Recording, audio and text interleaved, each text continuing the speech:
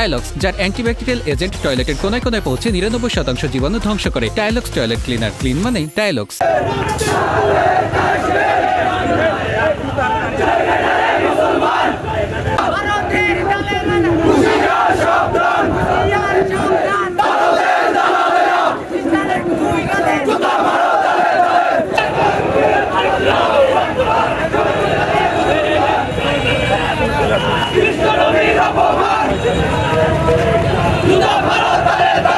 আমাদের স্বার্থের ভিতর যদি থাকতো আমরা তার গলা থেকে কল্লাটা উড়িয়ে দিতাম, এটা আমাদের ইমানি দায়িত্ব থাকতো। আমাদের স্বার্থের ভিতর নাই, তাই আমরা মহান আল্লাহর দরবারে প্রতিবাদ স্বরূপ প্রতিটা জায়গায়, প্রতিটা দেশে, প্রতিটা এলাকায় আমরা সজাগ থাকতো যে আল্লাহ এবং আল্লাহর রসুলকে কটূক্তি করার মাধ্যমে যদি কেউ দাম্ভিকতা দেখায়, সেই দাম্ভিকতা আমরা চূর্ণ বিচূর্ণ করে দেওয়ার জন্য আমাদের প্রতিবাদকে সোচ্চার রাখবো,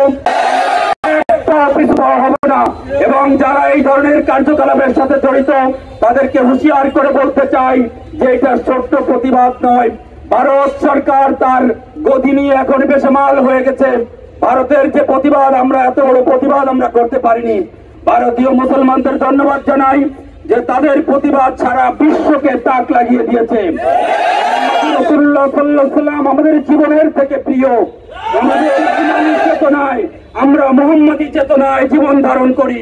সুতরাং আজকে সহ পরবর্তীতে অন্য যে কোনো দিনে মুহাম্মদ রাসূলুল্লাহ সাল্লাল্লাহু আলাইহি ওয়াসাল্লামের অপমান সইব না, আমরা সইব না, আমরা সইব না।